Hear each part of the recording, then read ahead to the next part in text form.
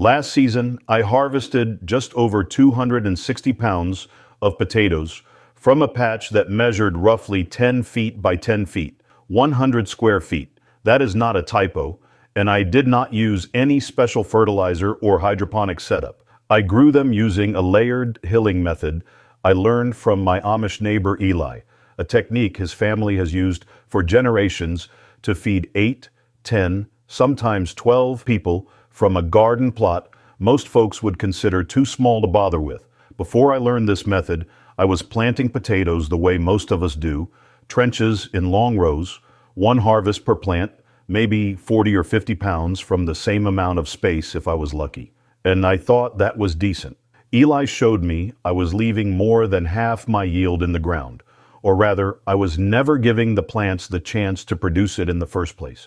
Today I am going to walk you through exactly how this method works, step by step, so you can set it up this season no matter how much or how little room you have. And stay with me to the end, because I am going to share a simple Amish storage trick using nothing but straw and a shallow pit that kept Eli's family eating homegrown potatoes all the way through March.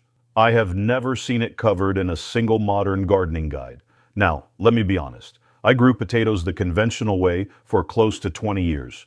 Dig a trench, drop in a seed potato, cover it, water it, and hope the harvest was worth the row space I gave up. Some years were decent. Most years I ended up buying potatoes at the store by December anyway, which sort of defeats the purpose when you are trying to feed a family from your own land. I figured potatoes were just a low-yield crop, unless you had a quarter acre to dedicate to them. If that sounds familiar, you are not alone. I was right there with you. Then I spent a full afternoon in Eli's garden one May, and what I saw completely reset my understanding of what a potato plant is actually capable of producing. He was not growing potatoes in rows. He was growing them upward. Here is the idea behind everything Eli does in his garden. The Amish call it ordnung, which is the set of understood rules and practices that guide daily life in their communities. But when Eli talks about his garden, he uses a simpler phrase. He says, make every inch answer for itself. These are families of 8, 10, 12 people sitting down to a table 3 times a day. And many of them are working with a quarter acre of garden or less. There is no room for a crop that does not perform. Every square foot has a job, and every plant is expected to earn its keep. That is not romantic philosophy. That is survival math. And it is exactly why this potato method exists. They did not develop it because it was clever. They developed it because they had to. So here is what you need to understand before you start building anything.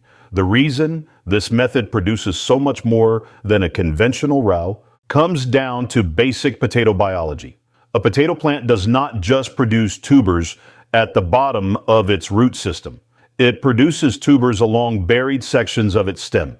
Every time you bury more stem, the plant sets new roots and new tubers at that level. In a traditional trench, you bury the stem once, and that is it. The plant makes one layer of potatoes, and you are done. But if you keep adding material around the stem as the plant grows, it keeps producing new layers. Eli's method forces the plant to do this over and over through the entire growing season. That is how you get 200 pounds from 100 square feet instead of 50. Now let me show you exactly how to set up the growing area. You do not need raised beds or any kind of permanent structure. Eli uses a simple wire cage made from welded wire fencing, the kind with 2 by 4 inch openings that you can buy at any farm supply store. Cut a piece about 12.5 feet long and bend it into a circle. That gives you a cage roughly 4 feet across, which is the ideal diameter because you can reach the center from any side. Secure the ends together with 3 or 4 zip ties or short pieces of baling wire. You want the cage about 3 feet tall. Place the cage directly on the ground in a spot that gets at least 6 to 8 hours of direct sunlight. If you are in zones 3 through 5, choose the warmest microclimate you have. A south-facing spot near a wall or fence that absorbs heat. In zones 7 through 9, A little afternoon shade actually helps because potatoes do not like sustained soil temperatures above 80 degrees Fahrenheit. You need 1 cage per planting. Eli runs 3 cages in his garden, and that is enough to keep his family supplied for most of the year. If you are feeding 4 people, 2 cages will likely do it. Here is where the growing begins. And this is the part you want to get right because it sets up everything that follows. Start with about 6 inches of loose soil mixed with well-aged compost at the bottom of the cage. A 50-50 blend works well. Eli uses a mix of garden soil and horse manure compost that has aged at least 8 months. If you do not have aged manure, bagged compost from a garden center is fine. Just avoid anything with a strong ammonia smell, because that means it is not finished composting and it will burn your seed potatoes. Now choose your seed potatoes carefully. This matters more than most people realize. You want a mid-season to late-season variety for this method because they produce tubers over a longer period, which means more layers of production as you hill up. Eli grows Kennebec and Katadyn, both of which are heavy producers with excellent storage life. Yukon Gold works well too if you prefer a waxy potato for cooking. Avoid early-season varieties like Red Norland or Irish Cobbler for this method. They mature too fast and stop producing before you have finished hilling, which defeats the whole purpose. Cut your seed potatoes into pieces about the size of a large egg, making sure each piece has at least 2 eyes. Let them cure on a countertop for 2 days until the cut surface is dry and form a slight skin. This prevents rot once they are in the ground.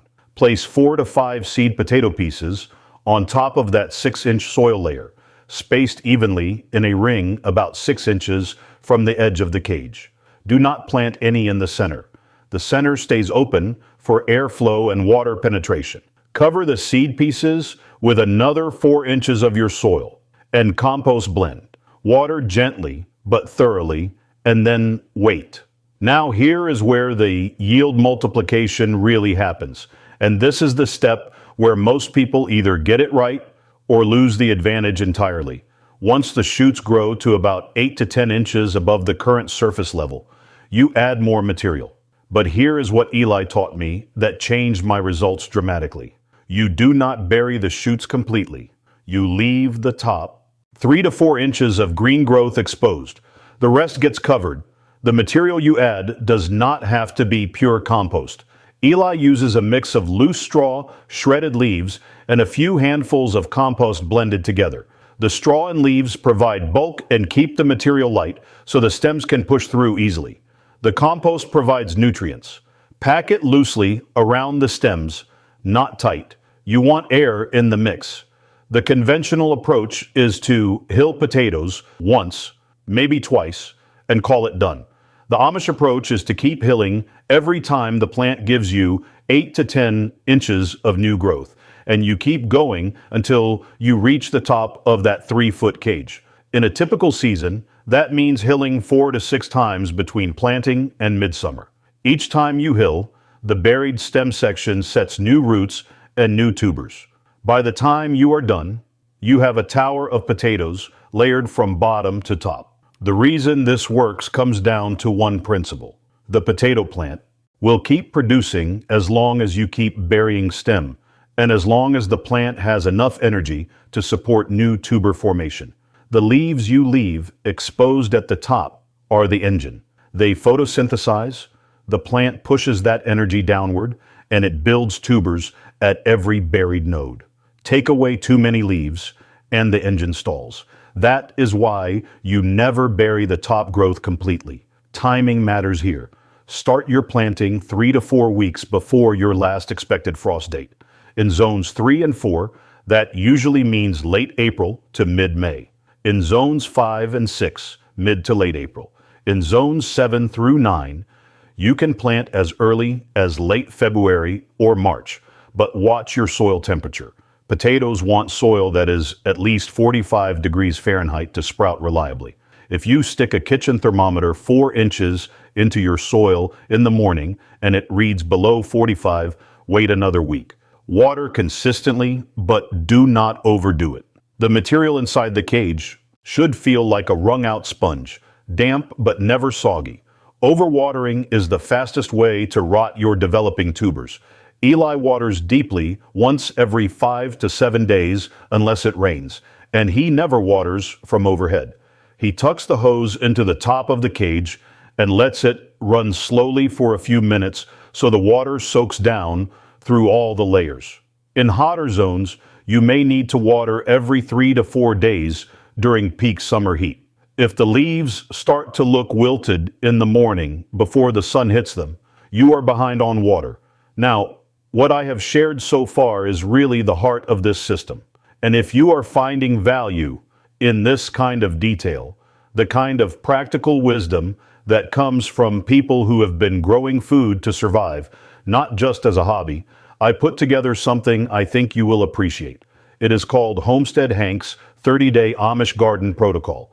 It is a complete guide covering not just potatoes, but full growing systems, soil revival methods, natural pest defense, water-wise garden design, and year-round harvest planning, all based on 40 years of learning from Amish neighbors. It is $19.99, and you can grab it at homesteadhankbooks.com. There is a link in the description below and a QR code on screen right now. All right, let us keep going. This next part is where most people overlook something critical, and it is the difference between a decent harvest and a great one: feeding the plant. Potatoes are heavy feeders, and when you are asking a plant to produce 4, 5, 6 layers of tubers instead of one, it needs fuel. Eli side dresses his potato cages with a handful of wood ash and a handful of bone meal every 2 to 3 weeks during the active hilling phase.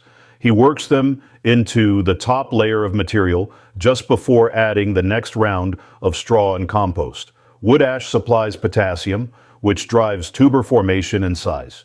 Bone meal supplies phosphorus, which supports strong root development at each new level. Together, they give the plant exactly what it needs to keep producing. Do not use high nitrogen fertilizers on potatoes. This is a mistake I made for years. Nitrogen pushes leafy top growth at the expense of tuber production. You end up with a beautiful bushy plant and a disappointing harvest. The Amish figured this out through simple observation. The big, showy plants were never the ones that filled the root cellar. If you cannot get wood ash, you can substitute sulfate of potash at about 2 tablespoons per cage per feeding. And if you do not have bone meal, a balanced organic fertilizer with a lower first number and higher middle and last numbers will work. Look for something in the range of 484 or similar on the label. Here is how you know the growing phase is done and it is time to harvest. When the foliage on top of the cage starts to yellow and die back naturally, the plant is telling you it has finished producing. Do not pull the plants early. Just because a few lower leaves yellow during the season, that is normal. You are waiting for the whole plant to wind down, which usually happens in late summer, roughly 90 to 110 days after planting for the mid-season varieties I recommended. Once the foliage has died back, stop watering and let the cage sit for 2 weeks. This curing period lets the potato skins toughen up, which is critical for long-term storage. After 2 weeks, unclip the wire cage, peel it open, and start sifting through the layers. This is the moment that makes it all worth it. You will find potatoes at every level from bottom to top. Use your hands, not a shovel or fork, to avoid puncturing the skins. Sort your harvest into 2 piles immediately. Any potato that got nicked, cut, or shows green skin goes into the eat first pile. Those will not store well. The rest go into storage. Let me walk through a few patterns I see every season that this method corrects.